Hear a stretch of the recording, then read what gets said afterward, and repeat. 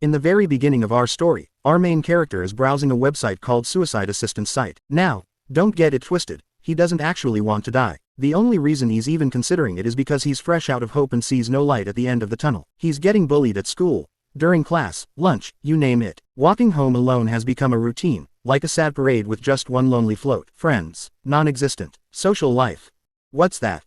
In an attempt to find some meaning, he picks up kendo. But even there, he's like a ghost, left out of the circle, making him feel even more isolated. He thinks the others are pathetic, but hey, he's no better. That's life, right? If he had one regret, it would be that he'd have to die a virgin. While checking out the website, a message pops up. Before you want to die. Intrigued, he clicks on it. But instead of a hotline or a counseling form, he's faced with a set of choices like it's some kind of video game. World of ancient times, world of advanced science and technology, world of sword and magic, and lastly, world dominated by pirates. He clicks on one, and it opens up more options. It dawns on him. This site isn't about dying. It's about living in another world. The character settings catch his interest the most, and before he knows it, he's knee-deep in customization. Picking the language as default and going through the game like he's building his dream character, if dreaming was still a thing he did. He keeps clicking and tweaking, getting more invested with each choice. It's like he's trying to create the ultimate escape plan, and he doesn't even know why. Maybe it's just the boredom that comes when you're planning your exit from this life. He gets to the head start setting, and the number keeps resetting to a lower value. Annoyed, he keeps clicking until he finally cranks it up to 99. It took forever, but hey, now he's got a pile of bonus points. Quitting now would be a total waste. With 99 head start points, he can max out his stats right from the beginning. Who wouldn't want that? He skips over the equipment and skills, figuring they wouldn't give him anything good at the start anyway. Then, a skill reset option pops up. This means he can redo all his stats later, which might come in handy if things go south. He picks necessary experience reduction, 5 times, and experience acquisition up 5 times, meaning he's going to level up faster than anyone else in that world. For the bonus weapon, he picks the best one, and for accessories, he grabs 2. For his final point, he chooses appraisal, since he doesn't know squat about the world he's heading into. Finally, he's done. With a triumphant yawn, he clicks confirm. A warning appears, saying he'll have to give up his current life to live in the new one, and there's no coming back after he confirms. Our boy doesn't sweat it. He thinks it's just some subscription warning or whatever and clicks yes. But then the warning pops up again, really hammering home that there's no return ticket. Frustrated, he just clicks yes again. And with that, his journey finally begins. He wakes up on a pile of hay that's somehow serving as his bed. Looking around, he can't quite remember what he was doing yesterday. If his memory serves him right, he was playing some weird online game, and after clicking yes, suddenly he's here. Is this a VR world? He wonders. But that can't be, right? I mean, there's no such thing as getting transported into a game with just a simple click. Just then, a horse makes a noise, startling him. As he looks closely at the animal, he notices a floating text above it that says, horse. Well, that's descriptive. He squints at it, even getting closer just to be sure, but nope, it's definitely there. Just like in a game. Looking around, he realizes there's no one else in sight. Curiosity gets the better of him, and whatever he wants to know, the text seems to tell him. A light bulb goes off in his head. This is the game. To test his theory, he looks at his arms and says, appraisal. Instantly, his status pops up in front of him. Yep, no doubt about it, this is the game he was playing yesterday. And somehow, it even knows his name and age without him entering any of that info. Name, Kaga Michio. Age, 17. Occupation, villager. Level, 1. Of course, the tracksuit he's wearing is the same one from yesterday. If they could recreate his clothes, they could have at least thrown in some shoes, right? But, lo and behold, there are sandals nearby. He quickly puts them on but has to do it manually. For a VR world this detailed, that seems like overkill. Once he's all set, he notices a new addition to his status, Thief Level 1. It seems putting on those sandals counted as stealing. He sits down, looks at his new status, and mutters an apology for the unintended theft. But hey, a second class could come in handy. Now that he's thinking about it, he wonders if there are other items lying around. Appraisal, he says multiple times, and sure enough, dozens of items pop up. One item, in particular, catches his eye. As he digs through the hay, he uncovers the Holy Sword Durandal, complete with bonus skills. To him, this is definitely a level 6 bonus weapon. As he scans the area, he also finds an accessory labeled Ring of Determination, which boosts his attack power and charisma. A typical starter item, but hey, it's something. He may not fully grasp how he ended up in this VR world, but what's important is that he's in a game right now. Time to dive into the unknown. Or so he thinks, because as soon as he steps out of the shed, the unknown turns out to be just a peaceful countryside village. Well, that's underwhelming, he mutters. Probably just the starter town, right? 2 villagers start walking toward him, and he instinctively hides. Better safe than sorry, especially when you're not sure where you are. He uses his appraisal on the 2 villagers, and their basic info, gender, age, occupation, and level. Are they NPCs? They don't have second or third classes, so probably their levels aren't anything special, but he gets curious about the others in the village. More appraisals later, he realizes there's a difference between villagers and farmers. He even finds the strongest person in the village, a level 25 guy who seems to be the go-to for everyone's problems. Then, there's the village chief, who's on a whole different level, but just as he's contemplating all of this, a bell rings, alarming the entire village. At first, he thinks it's for him, but no, something else is going on. The villagers start arming themselves as if there's a bear or something worse coming their way. Curiosity gets the better of him again, and he uses appraisal, spotting dozens of bandits heading towards the village. Ah, the classic starter event, he thinks. Hiding seems safe, but if these bandits are low level, maybe he could lend a hand. The village's main defense force is probably that level 25 dude, and as for the village chief, let's not go there. But what about the bandits? Most of them are armed with copper swords and are under level 10. But among them is a leader, Hugo, who's a solid level 41. The bandana-wearing bandits look like a joke, but if he's careful with their leader, he might be able to take them out. The fight begins, and words fly that RMC doesn't understand. The two sides seem evenly matched, and he starts wondering if they even need his help. But then, the level 25 guy starts getting his butt kicked by Hugo. Level 41 is no joke, huh? Michio muses. As he watches the fight, he spots a weak point in the bandit leader's defense. This is his chance. If he acts now, he can take down the leader without anyone noticing. The sword he picked up feels heavier than a wooden one, but it has a good weight for swinging. And since this is just a starting event, there's no way he can lose, right? With newfound determination, he charges toward the battlefield. A bandit spots him, but with no other choice, Michio swings his sword and cuts him down. Easier than he thought. Now, where's that leader? He spots Hugo and immediately rushes over, beheading him in one swift motion. Blood splatters on his clothes and face, making it all feel grossly real. With the leader down, the remaining bandits start retreating. As Michio catches his breath, he notices a level 11 bandit trying to sneak up on him. Calmly, he blocks the attack. Compared to their leader, this guy's nothing. Despite the bandit's armor, Michio uses a kendo technique to disarm him, sending the bandit's sword flying. With his opponent now defenseless, Michio doesn't hesitate and slashes through his neck. Now, only the level 19 bandit remains, but he's already running for the hills. Not wanting to let them escape, Michio gives chase.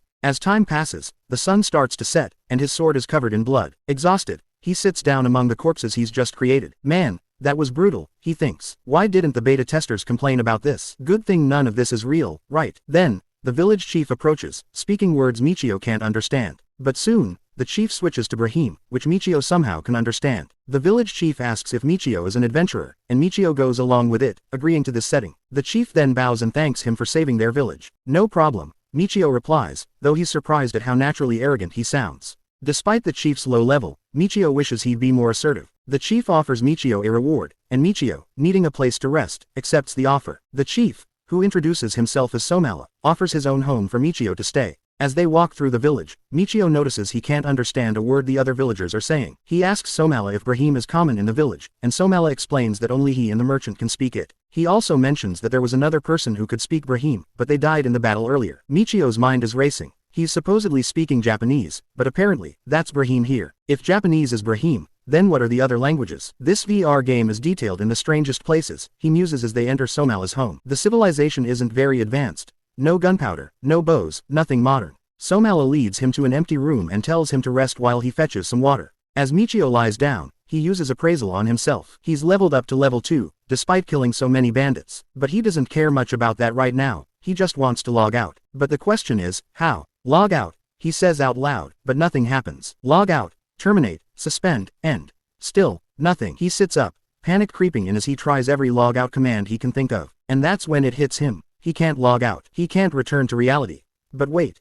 Is this even a game to begin with? The detailed graphics, the realistic feeling, could this be real? He's been trying to convince himself this is just a game, but now he's not so sure. If this isn't a VR game, then it's reality. He uses appraisal on himself again, reasoning that if things like this are possible, then it must be a game. And even if it's just a game, he should be able to log out, right? Suddenly, he remembers something. That thing he brushed off is no big deal, the warning sign. He clicked. Yes, on that warning, didn't he? Cold sweat runs down his cheeks, and his hands start to shake. He can't believe it. He could use appraisal and even wielded a level 6 Durandal sword, which is why he kept convincing himself this had to be a game. But in the end, that warning message from earlier, yeah, that wasn't just a joke. Just as he was processing that chilling realization, naóMpWHTe entered the room with a bucket of hot water. For cleaning yourself, naóMpWHTe explained, also handing over a set of clothes. Considering his clothes were dirty, and by dirty, I mean blood splattered, he kept repeating to himself that if he could use appraisal and had a level 6 weapon, this must still be a game. It had To be right, everything so far lined up with the world he'd created in the game's settings. Even that obnoxious warning earlier had practically screamed, Isekai. Come on, who actually reads those warnings, anyway? But he had to face the truth. He hadn't defeated mere game characters. He had killed actual people. The blood on his clothes was very real. He'd practically gone on a bandit massacre, and if this had been his original world, well, that would have made him a wanted man. But here, it was just a Tuesday. For a while, he clung to the illusion that this was all part of the game. Wishful thinking, really. But now, he had no choice. This wasn't just pixels on a screen. This was real. When he killed those bandits, he thought it was just an event quest. Even now, he could still feel the weight of the durandal in his hands, still remember the way the blade felt as it sliced through. Well, let's not get too graphic. He'd stolen people's lives, their futures. But then again, these were bandits. And from what he'd gathered, bandits here loved robbing villages. It was practically their weekend hobby. And now that he was stuck in this world with no log-out button in sight, avoiding conflict, avoiding killing, wasn't an option. The bandits were the bad guys, after all. He wasn't in the wrong. Was he? When he thought this was a game, all he wanted was to finish the event, level up, and move on. He wasn't exactly proud of slashing that guy's stomach open, but what could he do? This wasn't the world he came from. Now, with grim determination, he realized one thing. If he had to survive here, he'd have to live by this world's rules, even if it meant dealing with more blood-soaked events. With his new resolve to live in this world, Michio realized he'd have to get his hands a little dirty, since returning to Japan was no longer an option. But then again, it's not like he really wanted to go back, considering he was contemplating suicide before all this. Morbid thoughts aside, Michio had one more thing to check, to be sure he was truly in another world. Character reset, he thought, and just like that, the option appeared. Figures. The reset option existed in this world too. But then, something else caught his eye, a single bonus point. Odd. He was sure he used all his points, but he decided not to overthink it. Before anything else, he slipped on the clothes the village chief had given him. They were stiff, scratchy, and about as comfortable as wearing a cardboard box. But hey, beggars can't be choosers. The real problem, the sword. The durandal was far too powerful. Sure, it made slicing through bandits like butter a breeze, but carrying around a weapon that overpowered made him nervous. He thought about unequipping it. After all, even if this world was like a video game, stealing was bad, right? And now that he was walking around in someone else's sandals, someone could do the same to him too. That's why he'd rather not push his luck. More than that, he had to consider the risks. 1. If someone stole durandal, he'd lose 63 of the precious few bonus points he had. 2. Whoever tried to steal it would probably have to kill him first. Sure, the bandits he killed weren't getting back up, but still, walking around with a ridiculously OP item wasn't the safest move. So, he wondered if he could hide durandal using the character reset option. He fumbled around in the inventory, but no dice. He couldn't seem to customize a level 6 weapon. Why is everything in this world so complicated? He muttered. Then it hit him. He could unequip a level 2 accessory. Alright, we're getting somewhere. Customizing the conditions for the level 6 weapon worked, and durandal vanished just like he expected. That solved one problem, but now he was curious. Could he still use the skills he'd previously set up? Class setting, he muttered, calling up the class effects menu. That's when he saw it. He had a hero class. It definitely wasn't there before. Maybe he got it after saving the village. He fiddled around with the classes a bit, noticing that he could move his third class into the second slot. Oddly, though, he couldn't move the hero class to the first. Guess he didn't have much of a choice but to put it into the second slot for now. The idea of placing his thief class in the first or second slot felt like asking for trouble, so he avoided that. Just then, alSainaaa came over, respectfully asking Michio if he'd like to accompany him to the shed. Michio thought to himself, wow, they're really treating me like royalty. Or are they just freaked out because I massacred all those bandits? alSainaaa led Michio to the shed and pointed out the bandits' looted equipment. Go ahead, take a look, he said, a bit hesitant. He then mentioned that 2 of the bandits were actually taken down by the villagers, so could they keep their gear? Michio didn't care much and agreed. He approached the swords and looked over the copper swords while alSainaaa thanked him for saving the village. Using his appraisal skill, Michio checked the gear. One of the swords had vacant written on it. A skill slot. Or maybe it's just bad design, Michio thought. He picked up the copper sword with vacant on it and started to experiment on how to put skill on it. alSainaaa confused to what's Michio's doing. He heard Michio and explained that blacksmiths can embed skills into weapons using crystals, and asked Michio if he found anything special. Michio casually said there wasn't much, but the quality of the swords was decent. But something else caught his attention. The bandana worn by the bandit leader. It wasn't the same as what the leader had been wearing earlier. Hey, alSainaaa, this bandana. It's different. The one the leader had was a bandit bandana. alSainaa's face paled at the mention of this. He immediately rushed off to investigate further, leaving Michio standing there, wondering if he'd just blown someone's cover. Either way, he wasn't keen on getting more involved in village politics, and taking easy on this world might get him killed. alSainaaa returned, immediately apologized and explained that he had someone looking into it and asked Michio to wait. Michio shrugged it off, saying there was no need to worry. He was actually impressed by how much of the bandits' gear they had managed to gather. Somala then asked Michio if he had any storage space left. Michio blinked, confused. Somala assumed that as an adventurer, Michio must have a skill item box. Michio's heart skipped a beat. Had his cover been blown? Somala explained that Michio been using an item box too. He put his sword there, didn't he? But in reality it was just resetting Durandal, that it disappeared. He tried saying,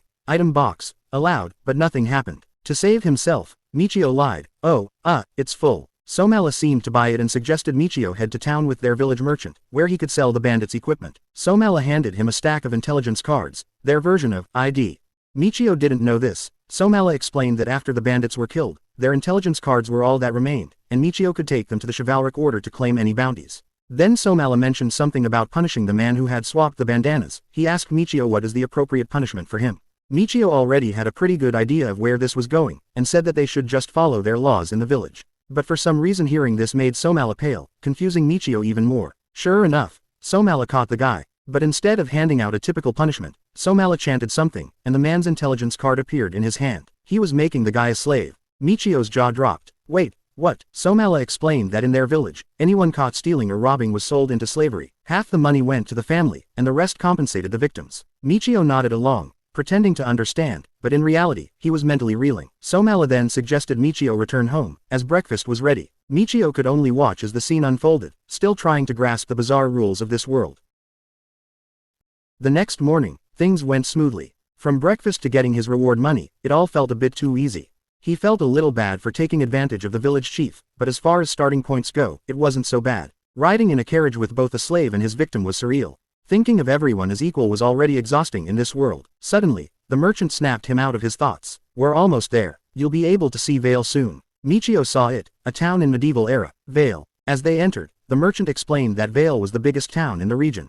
It was supported by farmers and merchants, with guilds facilitating trade between the town and villages. As they approached, Michio commented on the town's bustling crowds. The merchant agreed, saying it was unusual. Perhaps something had happened. When Michio asked if anyone can just come and go through the town, the merchant explained that magic users protected the walls, and soldiers patrolled the streets to keep things peaceful. The merchant asked if they could head to the slave trader first to acquire the money for preparations. In order for the family to buy back the one sold off, it is better to procure the sale proceeds quickly. The merchant reminded Michio that criminals must atone for their crimes, so he shouldn't feel too guilty about it.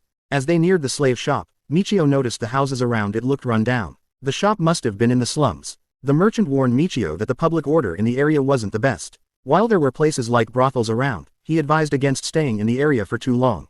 Yet, despite the merchant's caution, Michio's ears perked up at the mention of a brothel, a place where one could indulge in every romantic fantasy with the woman of their dreams. The very thought sent his mind racing, excited at the prospect of investigating further. After all, the world is full of dangers, and one must assess the seriousness of all possible threats, right?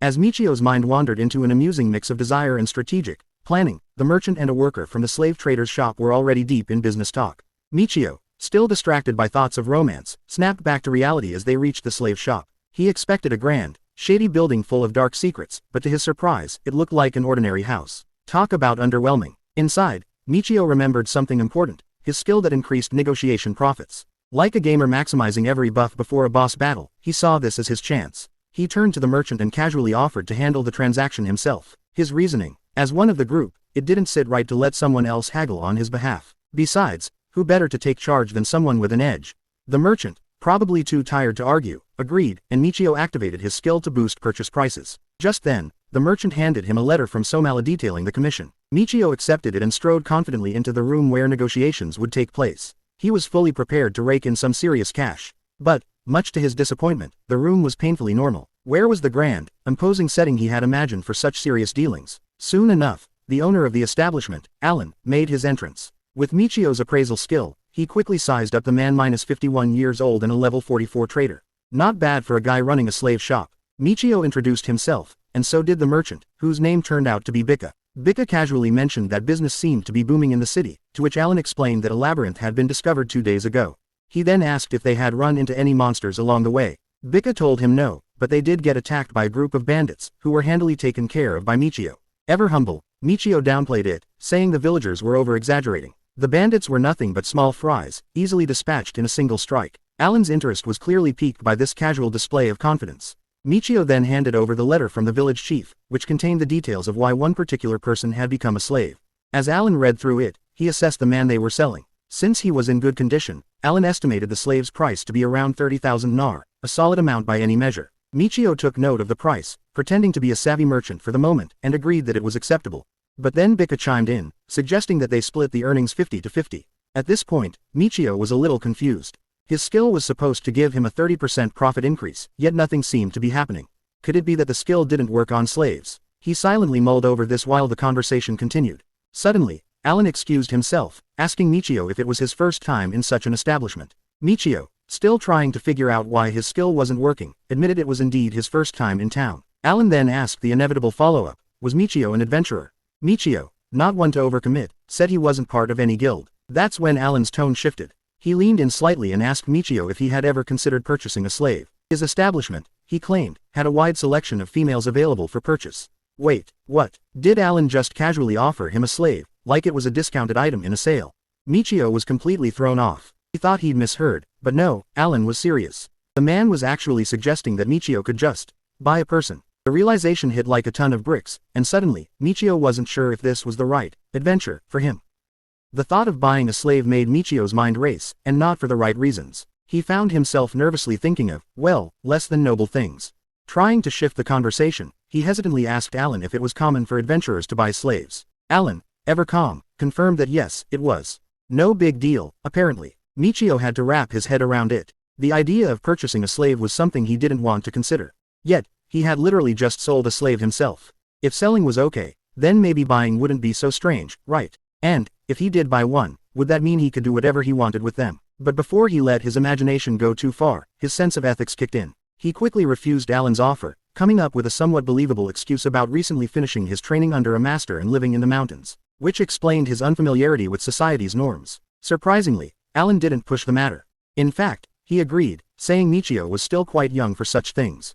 Alan then changed the subject, asking if Michio had any plans to explore the nearby labyrinth. Michio hadn't really thought about it yet, but it didn't sound like a bad idea. Alan offered to prepare details for his next visit, but for now, he excused himself to arrange the payment for their current transaction. As Alan left the room, Michio sighed in relief. Everything had gone smoothly, though the thought of buying a slave still felt morally wrong to him. It was a bit too much like present-day Japan's logic for his comfort, but he had to remind himself that this world had its own rules. Still, it wasn't something he wanted to involve himself in, at least not yet. Soon enough, Alan returned with the money. Bika's share came to 15,000 nar, while Michio was handed 19,500 nar, a nice bonus due to his 30% increase effect. Alan might have had his own reasons for the payout, but Michio knew his skill was responsible for the bump. He gratefully accepted his portion, thanked Alan, and the merchant bowed as they left, reminding Michio that he looked forward to his next visit. As Michio and Bika headed deeper into the town of Vale, they arrived in the bustling heart of the settlement. Bika suggested Michio take a look around, as this was his first time in town. He explained that most of the people gathered there came from surrounding villages, making the area a lively hub. Curious, Michio used his appraisal skill to scan the crowd. What caught his eye wasn't just the various adventurer classes, but the fact that not everyone was human. He spotted a man with a tail and ears, and a beautiful elf that made him almost giddy with excitement. This was, without a doubt, the perks of being in another world. Bika then announced their arrival at the office of the chivalric order. He knocked on the door and exchanged words with someone inside in a language Michio couldn't understand. After a brief conversation, Bika asked Michio to hand over the intelligence cards they had received earlier.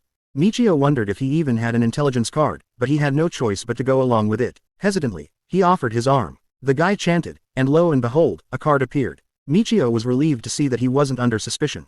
As the man inspected the card, he noted that Michio had a last name, which seemed unusual for a free citizen. But it didn't seem to matter much, and he asked them to wait outside while they checked their cards for any criminal classes. Michio was momentarily anxious, as he actually had a criminal class himself. Glancing at his card, he saw that his current class was listed as Villager, with no level displayed. He understood that the card showed the primary class only. The term, Free Citizen, was new to Michio. Was it a social status? When he touched the intelligence card, it slid back through his hand silently, which gave him an odd shiver. Curious about the bandits' cards, Michio asked how they were removed. Bika explained that a person's card naturally appears within 30 minutes after their death, which means you can't take someone's card while they're still alive. Just then, a voice cut through their conversation, asking if Michio was the one who defeated the bandits. The voice belonged to a striking woman who explained that the town's slums were controlled by a single criminal gang. Some members of this gang had managed to escape military operations, and the group Michio had defeated had only 2 members with bounties on them. The others were yet to be assigned bounties. She tossed a reward pouch to Michio and told him to leave if he had no more business. Michio was taken aback by the lack of apology or explanation. The cold reception made him question if he would ever gain any popularity in this world, just as he had felt in Japan. Their next stop was the weapons and arms shop. Michio entered and inquired if they were open. A shop assistant greeted him, and Michio expressed his intention to sell some swords. He guessed that weapon appraisal was different from the general appraisal skill he had, and he felt a bit embarrassed listening to the chants used by the shop's appraisers. Thankfully, he didn't need any chants for his own skills. The shopkeeper explained that copper swords cost 250 nar each and iron swords 1000 nar. Michio's curiosity got the better of him, and he asked if the price would change if a sword had a skill slot. The shopkeeper responded with a bemused look, saying the sword was just an ordinary copper sword. Realizing the shopkeeper couldn't detect skill slots, Michio asked about the scimitars on display. The shopkeeper confirmed that since none had skill slots, all were priced the same. Michio decided to purchase a scimitar from the middle of the display. He then asked if he could sell armor at the shop too. The shopkeeper, noting that the armor shop was next door, agreed to handle it and offered to buy it at market price, which suited Michio just fine. He decided to sell leather armor, boots and calmly sell the bandit bandana. The shopkeeper sighed, explaining that while the bandana could fetch 20,000 nar from a criminal, its price would drop significantly in a legitimate store. Michio understood. The bandana's criminal association made it less desirable for honest sellers. He sold the rest of his items, reassured by his 30% increase effect. Michio then gave Bika the village's portion of the reward. Bika thanked him for saving the village, wished him safe travels, and headed off to restock. As Michio watched him leave, he realized that nobody in this world knew anything about him. He struggled to understand the language, felt out of sync with the local common sense, and was navigating a completely unfamiliar world. Now, he had to forge his own path in this strange new reality. But then Michio remembered someone who still knew him. Despite his reluctance, he decided he had to ask Alan about the labyrinth. He had a total of 33 silver coins, and counting the gold and copper coins would be a hassle, so he left them as they were. With only his weapons as his companions, he steeled himself and ventured into the unknown. Returning to the slave shop, Michio was recognized by the person at the door. He explained that he wanted to see Alan. The man led him to a waiting room that was notably fancier than the one they had used earlier, perhaps reserved for special guests. When Alan arrived, he apologized for the wait, though Michio was unbothered. Alan informed him that they had just sold the slave they had discussed earlier. As they settled in, Michio mentioned that the man they sold had stolen a bandit bandana, presumably to use it for some purpose. Alan noted this, recognizing that a criminal bandit bandana could be quite valuable. Michio wasted no time and asked about the location of the labyrinth Alan had mentioned. Alan directed him to the western side of town and mentioned that it would be located within the forest. As Alan was about to elaborate further, a cup of tea was placed on the table by Roxanne, a 16-year-old level 6 beast warrior. She smiled at Michio, and he was so captivated by her beauty that he stammered his thanks. Alan noticed Michio's reaction and continued, noting that the labyrinth had been discovered only 2 days ago and would take some time to clear. Although Michio was ostensibly listening to Alan, his attention was clearly elsewhere. Roxanne bowed and excused herself, and Michio couldn't help but notice, with an awkward shift in his demeanor, that it was quite noticeable. Roxanne, who stood about 160 centimeters tall, just slightly shorter than Michio, was evidently marked for non-human races with the sign cross thingy. As Michio took a sip of his tea, he couldn't deny that she was the most stunning woman he had ever encountered, especially given those striking features. Alan seemed pleased that Michio appreciated the service. Embarrassed, Michio admitted that the tea was quite good. Alan, noting Michio's discomfort, casually remarked that it was natural since Roxanne had made it. Despite Michio's attempts to steer the conversation away, Alan drove the point home with the subtlety of a sword. Alan then elaborated that Roxanne was a slave from the establishment, which he highly recommended to Michio.